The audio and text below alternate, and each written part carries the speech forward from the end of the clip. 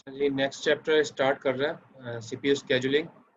तो मैंने पीडीएफ रखी है, उसमें ये चैप्टर नंबर 6 है और सीपीयू स्केजुलिंग के नाम से। यानी कि सीपीयू में हम प्रोसेस तो बहुत ज़्यादा है, ज़ाहिर है एक प्रोसेस तो नहीं है, मल्टीपल प्रोसेस है। ठीक है, तो मल्टीपल प्रोसेस जो है वो सारे चलाने भी हैं, तो उसके लिए स्केजुलिंग की ज़रूरत पड़ती है ताकि सारे प्रोसेस एक साथ चल सके। जैसे मैं विंडोज़ वगैरह में नज़र आता है, सारे प्रोसेस जो है एक साथ चल रहे होते हैं, तो उसको कहते हैं हम उसके लिए हमें चाहिए होती है सीपीयू स्केजुलिंग। ये सारे टॉपिक्स हैं, इंशाल्लाह उसको हम कोशिश करेंगे कवर करने की स्केजुलिंग के अंदर। तो जब हम मल्टी प्रोग्राम ऑब्जेक्टिव्स हैं इस चैप्टर के to introduce CPU scheduling which is the basis for multi program operating system. Multi program operating system का मतलब क्या है? ऐसा ऑपरेटिंग सिस्टम जिसमें जो है वो एक से ज़्यादा प्रोग्राम चल रहे हो। जैसे विंडोज़ वगैरह, विंडोज़ में हम देखते हैं एक से ज़्यादा प्रोग्राम एक साथ चल रहा है इसमें इंटरनेट भी चल रहा है और गेम्स भी खेल रहे होते हैं हम, डाउनलोडिंग भी चल रही होती है और MS वर्ड भी चल रहा होता है। अब मल्टी प्रोग्राम सिस्टम होता है, तो उसको मल्टी प्रोग्राम सिस्टम को जो है ना उसके लिए करनी पड़ती है सीपीयू की स्केजुलिंग ताकि सारे प्रोग्राम चल सके। तो उसको हम देखेंगे डिटेल में इंशाल्लाह, इस चैप्टर का अंदर यही चीज़ हमने पढ़नी है। और कुछ सीपीयू स्केजुलिंग के एल्गोरिदम्स हैं, वो हम पढ़ेंगे इस चैप्टर में। और to discuss evaluation criteria for selecting a CPU scheduling कोई पार्टिकुलर सिस्टम के लिए, किसी खास सिस्टम के लिए कौन सा स्केजुलिंग एल्गोरिदम होना चाहिए उसको देखेंगे। और to examine the scheduling algorithm of several operating systems, और डिफरेंट तरह के ऑपरेटिंग सिस्टम के अंदर स्केजुलिंग कैसे होती है उसको भी देख लेंगे।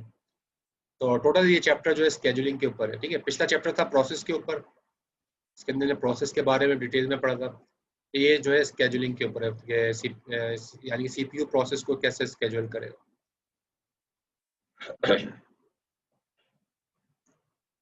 अब देखें, एक अगर मल्टी प्रोग्राम सिस्टम ना हो, बल्कि सिर्फ एक ही सिस्टम की, अगर एक ही प्रोसेस की बात करें, मल्टी प्रोग्रामिंग की बात ना करें, अगर सिर्फ सिंगल प्रोसेस चल रहा है, ठीक है, अगर सिर्फ एक ही प्रोसेस है, अगर सिर्फ एक ही प्रोसेस एग्जीक्यूट हो रहा है,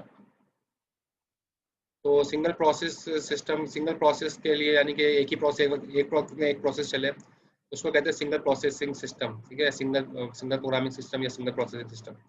तो उसके अंदर तो क्या होता है, इसका ड्रॉबैक ये होता है कि ज़्यादातर जो है ना हमारा सीपीयू आइडल रहता है, फारिग रहता है, क्योंकि उसको पता है एक प्रोसेस चल रहा है, एक प्रोसेस किसी वजह से रुक गया, हैंग हो गया, या कोई आईओ की रिक्वेस्ट आ गई, इनपुट से कीबोर्ड से किसी ने रिक्वेस्ट भेज दी, माउस से रिक्वेस्ट आ गई, आईओ से प्रिंटर से रिक्वेस्ट जा रही है। अब उस सूरत के अंदर ये वेट करने लगता है। अब वेट करेगा तो प्रोसेसर जो है, प्रोसेसर जब वेट करता है तो जाहिर है उसकी एफिशिएंसी डाउन डाउन होती है, क्योंकि वो काम कर सकता है उस वक्त, लेकिन वेटिंग की वजह से वो काम नहीं कर रहा होता। तो ये सिंगल प्रोसेसिंग सिस्टम, जो सिंगल प्रोसेस ऑपरेटिंग सिस्टम होते हैं, उनका ये ड्रॉबैक होता है कि ऑपरेटिंग जो है ना, प्रोसेसर जो है ना, वो बहुत ज़्यादा वक्त आइडल रहता है। तो अब जितने भी रिसेंट ऑपरेटिंग सिस्टम आ रहे हैं वो सारे के सारे मल्टी प्रोग्रामिंग ऑपरेटिंग सिस्टम है। उनमें सीपीयू को जो है वो कोशिश की जाती है, सीपीयू जो है ना वो ज़्यादातर सही तरीके से यूटिलाइज हो जाए और उसके ज़रिए से यानी कि ज़्यादा से ज़्यादा प्रोसेस सीपीयू जो है एक ही वक्त में चला ले। तो वो सारे के सारे मल्टी प्रोग्रामिंग ऑपरेटिंग सिस्टम कहलाता है। अब ऑपरेटिंग सिस्टम में दो चीज़ें होती हैं, एक तो होता है सीपीयू बर्स्ट और एक होता है आईओ बर्स्ट। ठीक है, तो एक्चुअली भी इन दोनों को मिला के चलता है सीपीयू आईओ बर्स्ट साइकिल। ठीक है, सीपीयू बर्स्ट का मतलब क्या है कि जो आपका प्रोसेस है वो चल रहा है वो सीपीयू बर्स्ट है। ठीक है, आपने फॉर एग्जांपल कोई फाइल खोली वर्ड की, कुछ भी का कोई भी मतलब कोई भी आपने फाइल चलाई, अब वो सीपीयू बर्स्ट है, वो एक काम हो रहा है। ठीक है, और आईओ बर्स्ट का मतलब क्या है कि कीबोर्ड से की प्रेस की, माउस से कोई क्लिक किया, ये आईओ बर्स्ट कहलाता है। तो सीपीयू बर्स्ट और आईओ बर्स्ट ये चलते रहते हैं साथ साथ। हम जब कंप्यूटर पे काम कर रहे होते हैं तो माउस और कीबोर्ड मुसलसल यूज कर रहे होते हैं, और अब प्रोसेसिंग भी चल रही होती है, हमारे कंप्यूटर में काम भी हो रहे होते हैं। तो जो एक्चुअली काम हो रहे होते हैं वो सीपीयू बर्स्ट कहलाते हैं, और जो हम इंटरप्ट जनरेट करते हैं, बार बार क्लिक करते हैं माउस को या आईओ आईओ की वजह से, वो सारे आईओ बर्स्ट कहलाते हैं।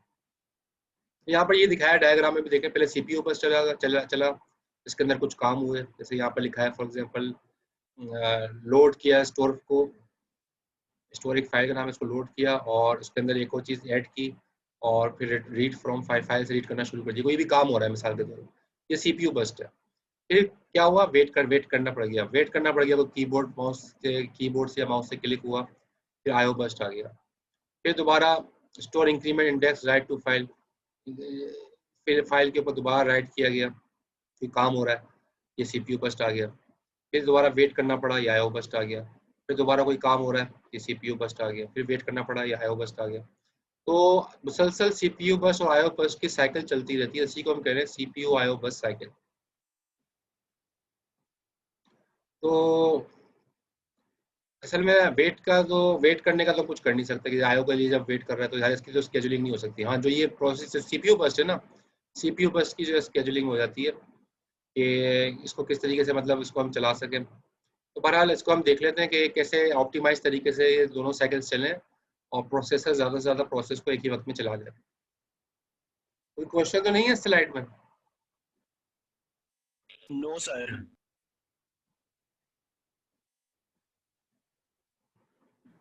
सही। अब यहाँ पे एक ग्राफ के अंदर भी दिखा है हिस्टोग्राम ऑफ CPU बस टाइम।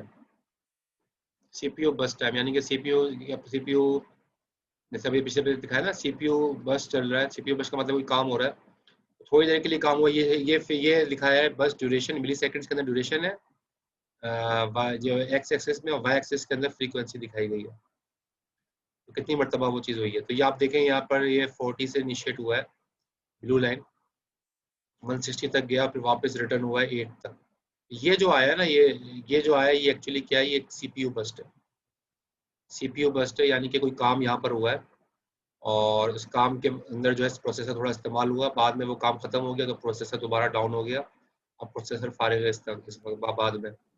लेकिन कहीं कहीं जो हमें नज़र आ रहा होता है, ये इस तरह के CPU बस्ट आते रहते हैं, जिससे हमें पता चलता है कि मतलब ये इसमें प्रोसेसर बिजी होता है CPU बस्ट के अंदर। क्या क्वेश्चन कर रहे हैं? सर ये इंटरप्ट की वजह से नीचे आ रहा है। इंटरप्ट की वजह से भी आ सकता है, या CPU बस्ट खत्म हो गया, उसका काम कंप्लीट हो गया, थोड़ी देर के लिए काम था वो कंप्लीट हो गया, तब भी नीचे आ जाएगा। और इंटरप्ट की वजह से भी आ सकता है, कोई IO जनरेट हो जाए उसकी वजह से भी आ सकता है।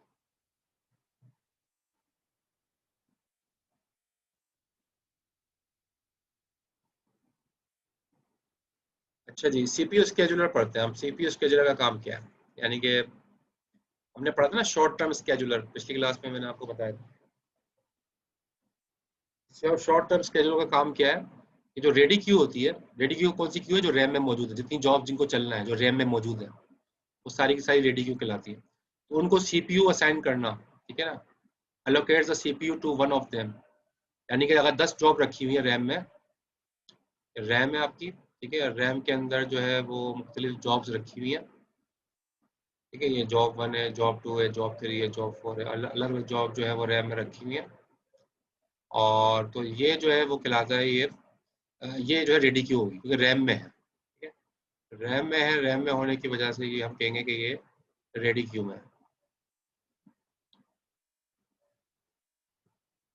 तो 1 बाय 1 जो है वो एक की स्केजुलिंग, हर एक की जो है वो स्केजुलिंग होगी।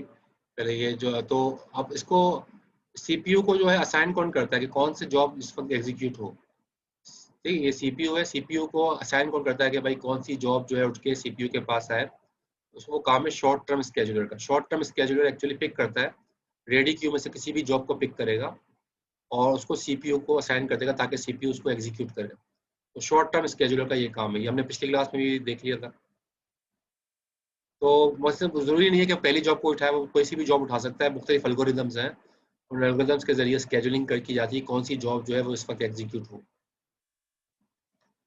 अच्छा जी, यहाँ पर लिखा हुआ है CPU स्केजुलिंग डिसीजंस में take place when a process, अब मुख्तलिफ मतलब ये जो है स्केजुलिंग डिसीजंस है, CPU स्केजुलिंग डिसीजंस है, वो मुख्तलिफ सिनेरियोज के अंदर उसका डिसीजन लिया जाता है। मिसाल के तौर पे जैसे नंबर लिखा है, number 1 switches from running to waiting state. Running state में यानी कि एक प्रोसेस चल रहा है, रनिंग स्टेट के अंदर है, उसको चलते चलते रोक दिया गया, उसको वेटिंग स्टेट में डाल दिया गया, ठीक है, यानी कि CPU से ले लिया गया, दोबारा उसको रेडी क्यू में डाल दिया गया।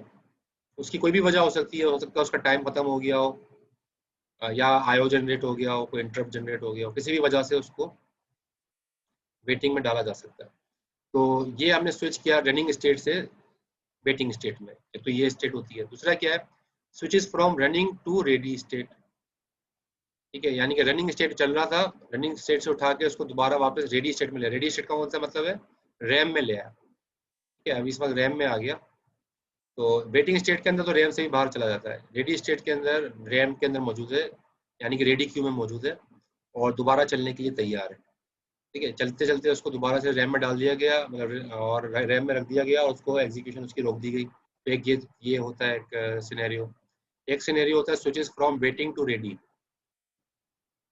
कि वो वेट कर रहा था, यानी कि बाहर था, रैम से बाहर था, उसको उठा के जो है रैम में डाल दिया गया। तो इसको कहेंगे वेटिंग स्टेट से रेडी स्टेट में डाल दिया गया। एक तो ये सिनेरियो हो गया। दूसरा है कि वो प्रोसेस कंप्लीट हो गया, या कंप्लीट होने की वजह से टर्मिनेट हो गया, या उसको जबरदस्ती टर्मिनेट कर दिया गया, जैसे मैंने आपको बताया था एबॉर्ट कर देना। तो प्रोसेस को जो है प्रोसेस टर्मिनेट हो गया, खत्म हो गया। ये अब ये 4 सिनेरियोज होते हैं, ठीक है, जिसके अंदर जो है स्केजुलिंग की जाती है। ये 4 सिनेरियोज होते हैं जिनमें प्रोसेस की स्केजुलिंग की जाती है। Scheduling under 1 and 4 is non pre-emptive. ठीक है, नॉन प्रीएम्प्टिव का मतलब क्या है कि अगर प्रोसेस चल रहा है तो सीपीयू उससे लिया नहीं जाता। ठीक है, यानी कि एक सीपीयू है, सीपीयू जो है वो प्रोसेस चला रहा है, सीपीयू किसी प्रोसेस को चला रहा है, प्रोसेस जो है सीपीयू के अंदर चल रहा है।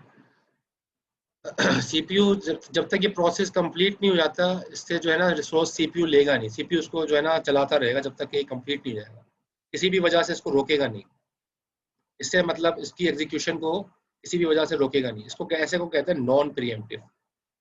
ठीक है, यानी कि उससे सीपीयू उसको सीपीयू रिसोर्सेज वापस नहीं लेता। सीपीयू कहता है जब तक ये प्रोसेस कंप्लीट नहीं हो जाएगा उस वक्त तक चलता रहे, उसको कहते हैं नॉन प्रीएम्प्टिव। एक होता है प्रीएम्प्टिव। प्रीएम्प्टिव का मतलब क्या है कि सीपीयू जब चल रहा हो उससे चलते चलते, अभी वो 20% हुआ था, उससे वापस रिसोर्स ले ली, सीपीयू ने उसको उठा के दोबारा से रेडी स्टेट में वेटिंग स्टेट में डाल दिया, अब वो चलते चलते रुक गया। ऐसे प्रोसेस, ऐसे स्केजुलिंग को कहते हैं प्रीएम्प्टिव। स्केजुलिंग दोनों तरह की होती है, नॉन प्रीएम्प्टिव भी होती है कि प्रोसेस को चलते रहने दिया जाए, उसको रोका ना जाए जब तक ये कंप्लीट ना हो जाए। एक स्केजुलिंग होती है प्रीएम्प्टिव, यानी कि थोड़ा सा चला प्रोसेस और उसको उसके बाद उसको जो है प्रीएम्प्ट कर लिया, उससे वापस ले ली रिसोर्स सीपीयू की और वो रुक गया, तो थोड़ी देर बाद दोबारा चला दिया।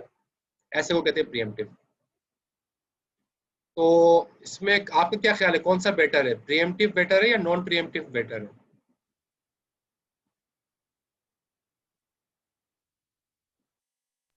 Sir pre-emptive. हाँ, प्रीएम्प्टिव बेटर है। क्यों बेटर है प्रीएम्प्टिव? इसमें तो बार बार प्रोसेस को रोका जाएगा, उससे रिसोर्स को छीना जाएगा।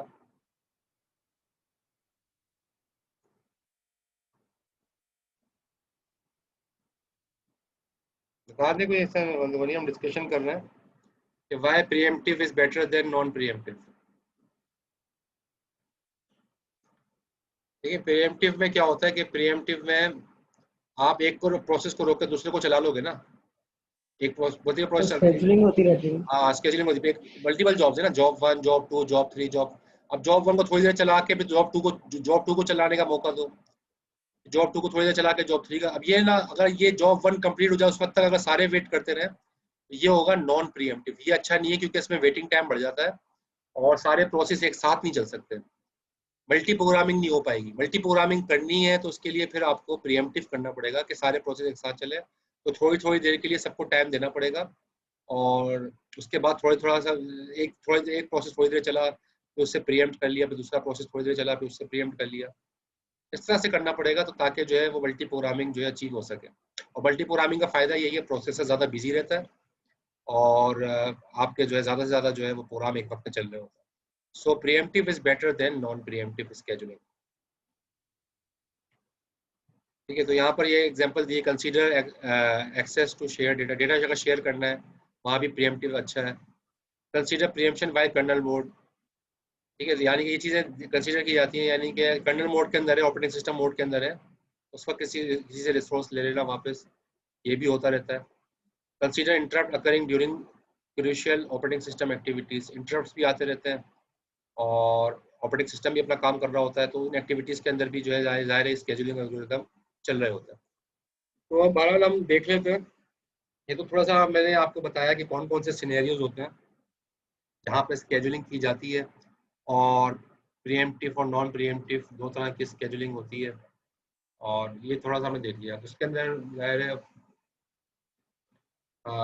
चीज़ें कैसे करते हैं मेंटेन, आगे देखते हैं इसको। एक चीज़ होती है डिस्पैचर, ठीक है।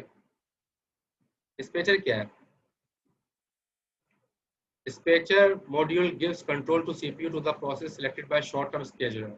यानी क्या होता है, क्या है कि जैसे जो रेडी क्यू में जॉब्स रखी हुई हैं, जॉब जो है वो रेडी क्यू में रखी हुई है, job 1, job 2, job 3, multiple jobs हैं वो रेडी क्यू में रखी हुई हैं। और शॉर्ट टर्म स्केड्यूलर करेगा क्या? शॉर्ट टर्म स्केड्यूलर जो है वो क्या करेगा, किसी भी एक जॉब को पिक करेगा, ठीक है। पिक करने के बाद वो किसके हवाले करेगा? वो हवाले करेगा डिस्पैचर के। Short term scheduler actually job को पिक करने के बाद कि इसको चलाने के लिए पिक करेगा और डिस्पैचर के हवाले करेगा। डिस्पैचर जो है ना वो सीपीयू के हवाले करेगा। जो एक्चुअली डिस्पैचर का काम क्या है कि शॉर्ट टर्म स्केड्यूलर से प्रोसेस को लेके, जॉब को लेके किसके हवाले कर देना? सीपीयू के हवाले कर देना। ये काम है डिस्पैचर का,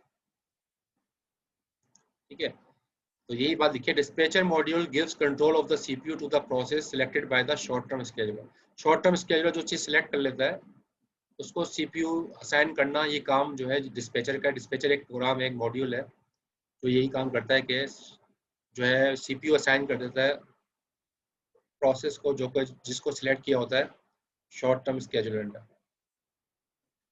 तो डिस्पैचर जो है वो मुख्तलिफ स्विचिंग कॉन्टेक्स्ट भी करता रहता है, कभी यूजर मोड पे, कभी जो है वो यूजर मोड पे, कभी कर्नल मोड पे स्विच होता रहता है, ठीक है। Switching to user mode, jumping to the proper location in the user program. तो एक प्रोग्राम चला था 10%, फिर उसके बाद जब दोबारा डिस्पैचर ने उसको लोड किया तो वो 10 से आगे चलाएगा उससे, ठीक है। जितना चल चुका है उससे आगे चलाएगा, दोबारा से पीछे नहीं जाएगा। उसको कह रहे हैं कि प्रॉपर लोकेशन से ही चलाएगा प्रोग्राम। ये डिस्पैचर की जिम्मेदारी होती है कि जितना प्रोग्राम चल चुका है उसके बाद उससे आगे चलाएगा, ठीक है। यूजर मोड चेंज करना, कर्नल मोड से यूजर मोड या यूजर मोड से कर्नल मोड, ये मोड चेंज करना, जितना प्रोग्राम चल चुका है उससे आगे चलाना, ये सारी जिम्मेदारी डिस्पैचर की होती है। अच्छा, डिस्पैच एक चीज होती है डिस्पैच लेटेंसी। ये क्या होती है? Time it takes for a dispatcher to stop one process and start another running. एक प्रोसेस को रोक के दूसरा प्रोसेस चलाना, जाहिर है डिस्पैचर यही करेगा, सीपीयू असाइन करेगा। सीपीयू असाइन करने के लिए सीपीयू कोई काम कर रहा होगा, उसको तो उसको रुकवाएगा, एक प्रोसेस को रुकवाएगा और फिर उसको दूसरा प्रोसेस जो है उसको चलाने के लिए देगा। अब इसके अंदर जो देर लगती है ना, उसके अंदर जो टाइम लगता है, एक प्रोसेस रुकवा के दूसरा प्रोसेस चलवाने में जो टाइम लगता है उसको कहते हैं डिस्पैच लेटेंसी, ठीक है। लेकिन डिस्पैचर यानी कि एक प्रोसेस रुकवा के दूसरा प्रोसेस चलाने के लिए जो उसको टाइम लग रहा है उसको कहते हैं डिस्पैच लेटेंसी। कोई क्वेश्चन है स्लाइड में?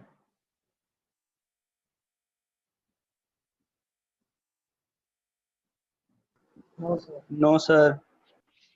क्लियर हो रहा है? डिस्पैचर किसे कहते हैं? डिस्पैचर में शॉर्ट टर्म स्केड्यूलर में फर्क है,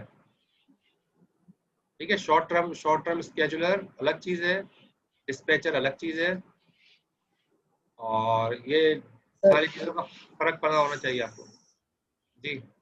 सर ये डिस्पैचर के जरिए जो शॉर्ट टर्म के डिस्पैचर के जरिए क्या कहते हैं, ये रजिस्टर में जा रहे होते हैं। शॉर्ट टर्म स्केड्यूलर सिलेक्ट करता है, जैसे डायग्राम बनाई है ना मैंने, short term scheduler ready queue से सिलेक्ट करता है कोई भी जॉब, और सिलेक्ट करके वो डिस्पैचर के हवाले करता है। डिस्पैचर एक्चुअली फिर उसको सीपीयू को देता है चलाने के लिए, ठीक है। डिस्पैचर की जिम्मेदारियां ये हैं, 3 पॉइंट्स लिखे हैं मैंने, ये मैंने अभी बताया आपको, ये डिस्पैचर की जिम्मेदारियां। तो डिस्पैचर का काम जो होता है वो एक्चुअली ये होता है, सीपीयू असाइन करना जॉब को शॉर्ट टर्म स्केड्यूलर से लेके।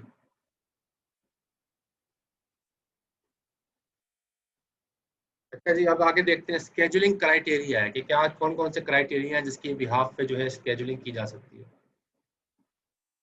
तो यहाँ देखें, एक तो है सीपीयू यूटिलाइजेशन।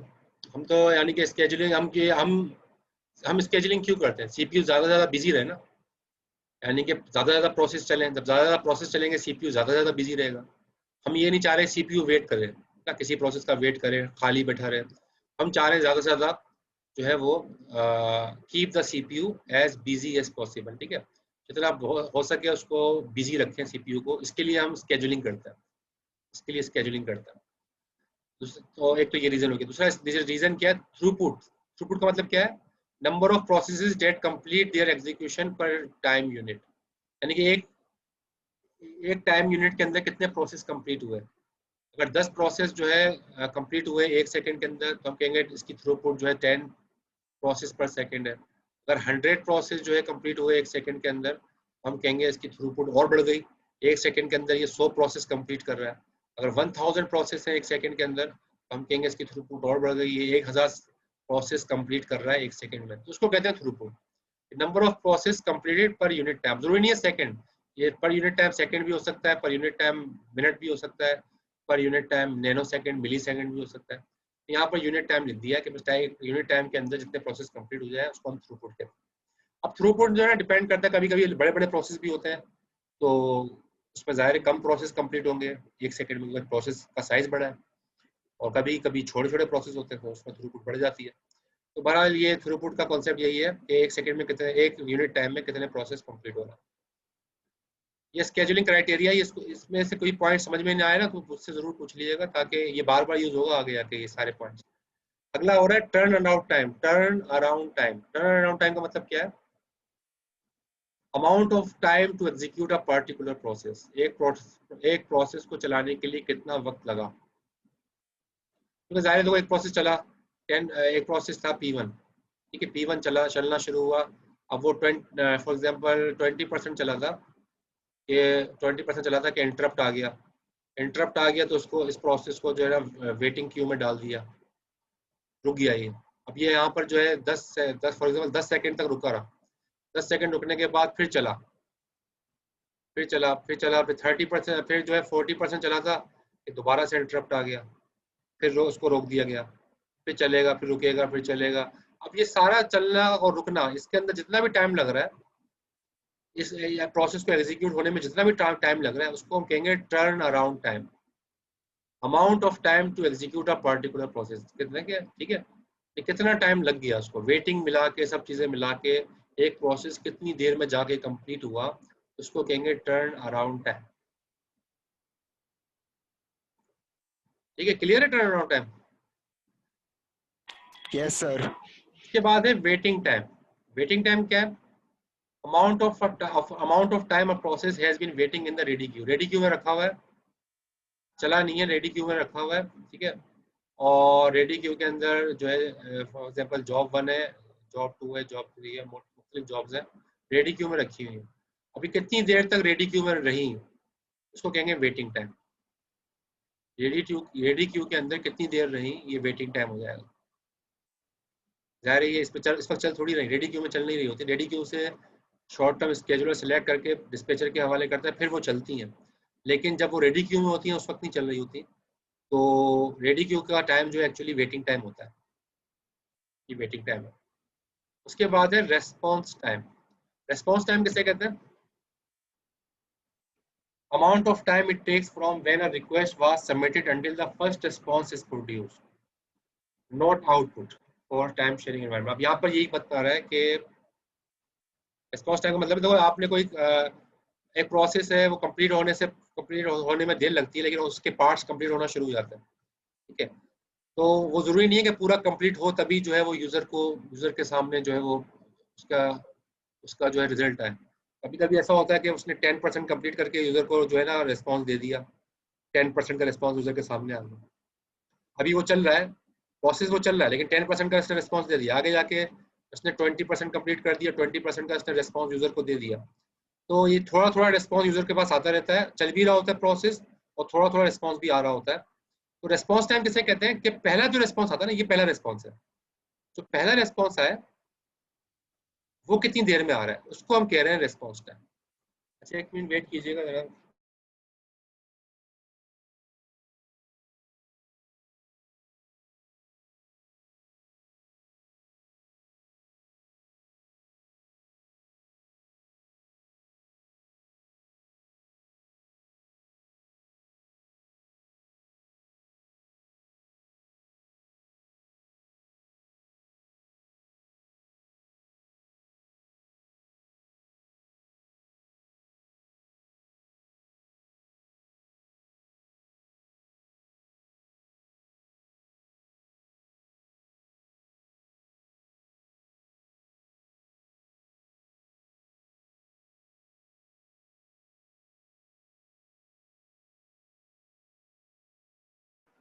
हेलो। जी जी, स्टार्ट किया मैं। रिस्पॉन्स टाइम का मतलब है जे जब आपने जॉब सबमिट कराई तो पहला यानी कि जॉब चलते चलते, प्रोसेस चलते चलते जो उसने पहला रिस्पॉन्स दिया ना, अभी 10% ही कंप्लीट हुआ था लेकिन उसने रिस्पॉन्स दिया यूजर को, तो पहला रिस्पॉन्स उसके पास आया, ठीक है, फर्स्ट रिस्पॉन्स, तो वो उसका रिस्पॉन्स टाइम कहलाता है। तो कभी कभी क्या होता है कि हमें पता स्केजुलिंग कभी कभी रिस्पॉन्स टाइम की बिहाफ पे होती है, फर्स्ट रिस्पॉन्स जल्दी आना चाहिए ताकि यूजर को ये फील हो कि वाकई में जो है ना बहुत अच्छी एफिशिएंसी है। कभी कभी ऐसा होता है, ठीक है। कभी कभी क्या होता है कि भाई अच्छा देखें इसमें होता क्या है, सीपीयू यूटिलाइजेशन ज्यादा से ज्यादा होनी चाहिए, थ्रूपुट ज्यादा से ज्यादा होना चाहिए, ये दोनों चीजें, दोनों फैक्टर ज्यादा होने चाहिए, ठीक है। यानी कि throughput number of process completed पर यूनिट टाइम ये ज्यादा होना चाहिए, जाहिर है ज्यादा प्रोसेस कंप्लीट होंगे और सीपीयू ज्यादा ज्यादा बिजी रहे। तो शुरू के दो फैक्टर ये ज्यादा से ज्यादा होने चाहिए, मैक्सिमम होने चाहिए, बाद के जो तीन फैक्टर है ये मिनिमम होने चाहिए। टर्न अराउंड टाइम कम से कम हो, वेटिंग टाइम कम से कम हो, रेस्पॉन्स टाइम कम से कम हो, ठीक है, ये तीनों टाइम कम से कम हो, ताकि इससे ये ऐसा ऐसी स्केजुलिंग, अच्छी स्केजुलिंग कहलाती है जिसके अंदर टर्न अराउंड टाइम भी कम हो, वेटिंग टाइम भी कम हो, रेस्पॉन्स टाइम भी कम हो, ताकि वो जल्दी जल्दी जो है वो एग्जीक्यूशन करे और थ्रूपुट ज़्यादा हो, नंबर ऑफ प्रोसेस जल्दी ज़्यादा से ज़्यादा कंप्लीट हो जाए एक एक यूनिट टाइम में, और सीपीयू ज़्यादा से ज़्यादा बिजी रहे। जी कोई क्वेश्चन है इसमें? No sir. तो ये कुछ यहाँ पर ये वो क्राइटेरिया है जिसकी बिहाफ पे स्केजुलिंग होती है। हम आगे जाके देखेंगे भी, ये सारी चीज़ें हम देखेंगे कि इन्हीं की बिहाफ के ऊपर जो है ना वो स्केजुलिंग हो रही है। सर जी जी सर करें ये थ्रूपुट बता देंगे, थोड़ा सा समझ नहीं आया थ्रूपुट। थ्रूपुट का मतलब है कि कितने प्रोसेस एक पर यूनिट टाइम में कंप्लीट हुए। अगर 10 प्रोसेस एक सेकंड में कंप्लीट हुआ है तो हम कहेंगे कि उसकी थ्रूपुट, जैसे मैंने बताया 10 प्रोसेस अगर एक सेकंड में कंप्लीट हुए तो उसकी थ्रूपुट जो है 10 थ्रूपुट 10 होगी उसकी थ्रूपुट। अगर 100 प्रोसेस एक सेकंड में कंप्लीट हुआ तो उसकी थ्रूपुट बढ़ गई। तो ये अच्छा हो गया ना कि 100 प्रोसेस एक सेकंड में कंप्लीट हुए। अगर 1000 प्रोसेस एक सेकंड में कंप्लीट हुआ तो थ्रूपुट और बढ़ गई, तो ये स्केजुलिंग और अच्छी हो गई। तो थ्रूपुट बढ़ने से मतलब ये कि जल्दी जल्दी प्रोसेसर जो है सारे प्रोसेस कंप्लीट कर रहा है, तो ये थ्रूपुट का ज़्यादा होना ये अच्छी चीज़ है कि ज़्यादा ज़्यादा प्रोसेस पर यूनिट टाइम के अंदर कंप्लीट हो जाए। क्लियर हुआ आपको? जी सर। तो अच्छा इसको हम देख भी लेते हैं अभी, असल में ये तो मैंने अभी आपको डिफाइन किया ना, अभी सारी चीज़ें हमारे सामने आएंगी प्रैक्टिकली, अभी आगे जाके चल के देखते हैं।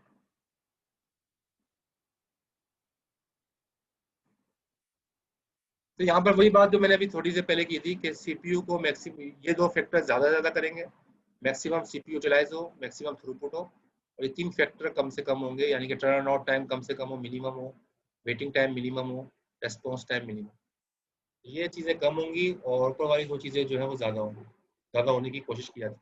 यानी कि स्केजुलिंग एल्गोरिथम जो है वो कोशिश करता है कि वो ऑप्टिमाइज इस तरीके से करे कि ये दोनों चीज़ें ज़्यादा हो जाए, ये तीनों चीज़ें कम हो जाए, तो वो एल्गोरिथम, वो स्केजुलिंग एल्गोरिथम एक अच्छा एल्गोरिथम होगा।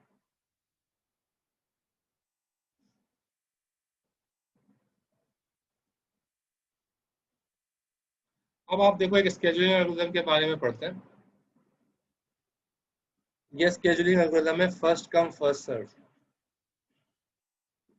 यानी कि जिस सीक्वेंस के अंदर प्रोसेस आ रहे हैं उस सीक्वेंस के अंदर प्रोसेस को जो है वो एग्जीक्यूट किया जा रहा है, ठीक है। फर्स्ट कम फर्स्ट सर्व, यानी कि फीफो जैसे हम कहते हैं, आपने पढ़ा भी होगा इसके बारे में कि जो पहले आएगी उसको पहले चलाया जाएगा, जो बाद में आएगी उसको बाद में चलाया जाएगा। जैसे यहाँ पर प्रोसेस देखें, यहाँ पर ये प्रोसेस है, ये P1 प्रोसेस आया है, इसका टाइम है 24 मिली सेकेंड, ये मिली सेकेंड में टाइम दिखाया गया। ये P1 प्रोसेस आया, उसका टाइम है 24 मिली सेकेंड। P2 प्रोसेस आया, उसका टाइम है 3 मिली सेकेंड। P3 प्रोसेस आया, उसका टाइम है, उसका भी टाइम जो है वो 3 मिली सेकेंड, यानी कि 3 मिली सेकेंड ये चलेंगी, कंप्लीट हो जाएंगी, और P1 24 मिली सेकेंड चलेगी तो कंप्लीट होगी। अब पहले कौन सा आया है? P1, ठीक है, यहाँ पर ये किया है, suppose the process arrive in the order, पहले यानी कि ये ऑर्डर दिखाया है अराइवल का कि पहले प्रोसेस P1 आया, फिर प्रोसेस P2 आया, फिर प्रोसेस P3 आया, ठीक है। ये अराइवल टाइम है कि पहले कौन सा प्रोसेस आया, जाहिर है जो पहले आएगा वो पहले चलेगा, क्योंकि एल्गोरिथम कौन सा है? First come first serve. First come first serve का मतलब यही है कि जो पहले आएगा वो सर पहले चलेगा। जी सर ये अलग अलग टाइम की दिया हुआ है प्रोसेस का।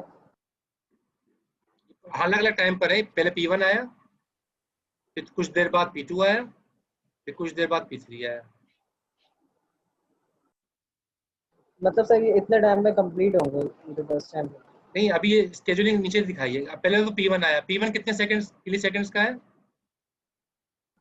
24, ठीक है।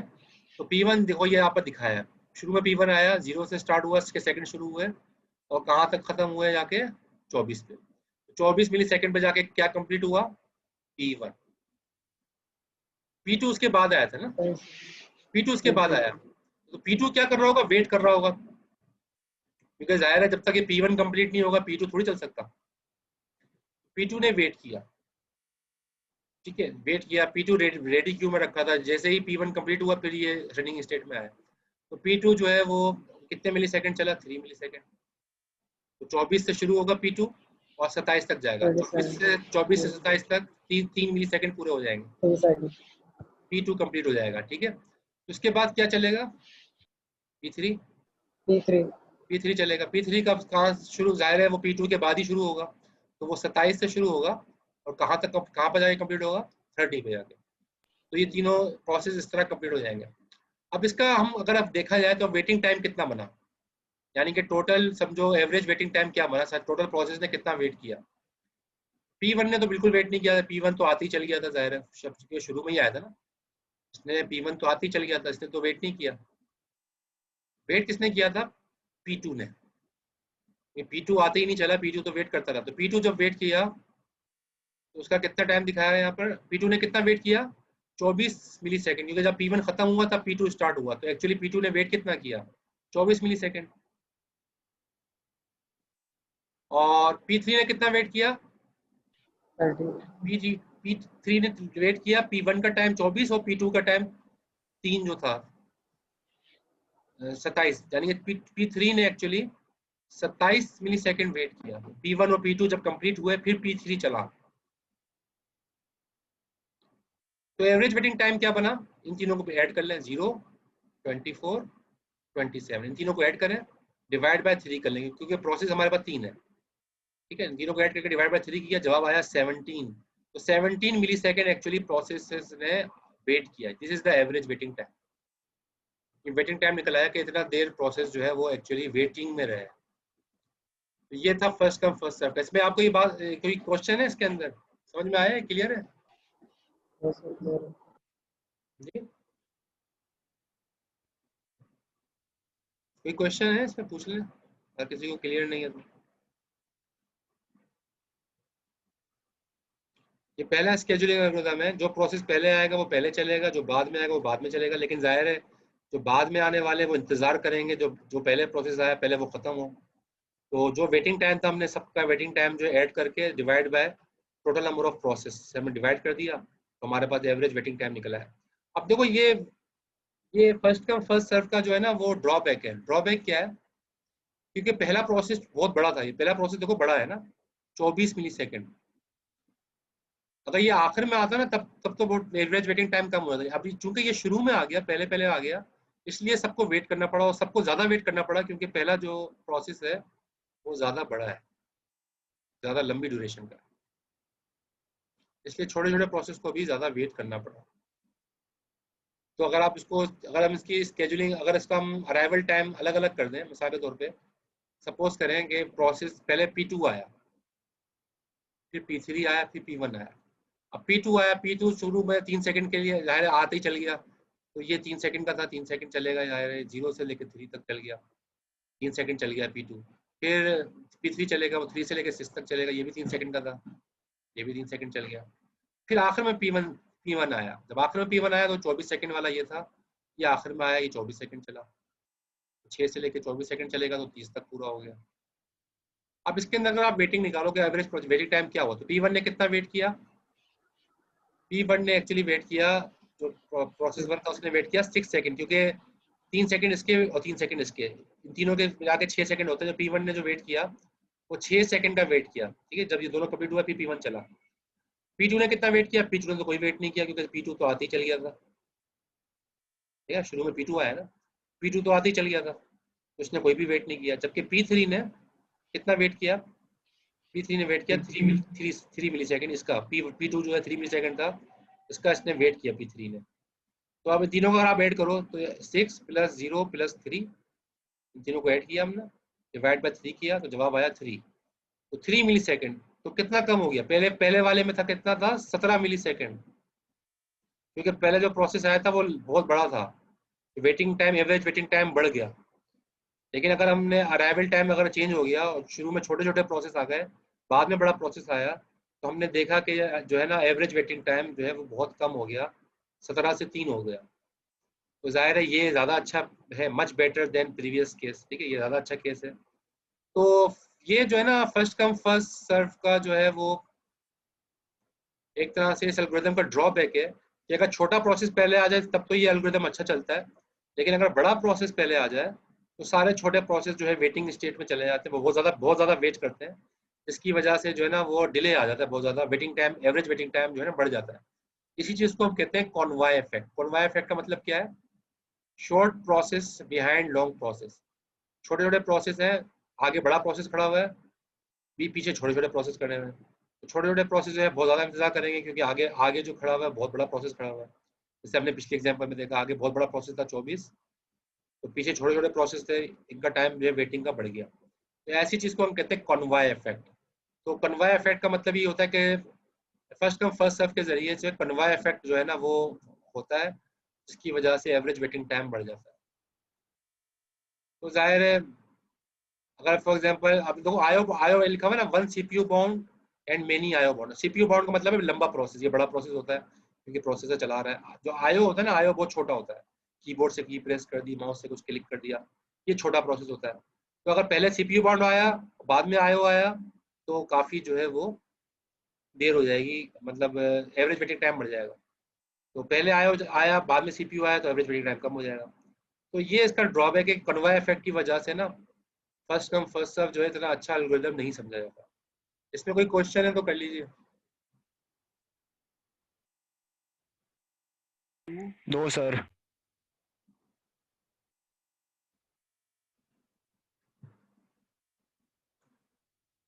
ठीक है, तो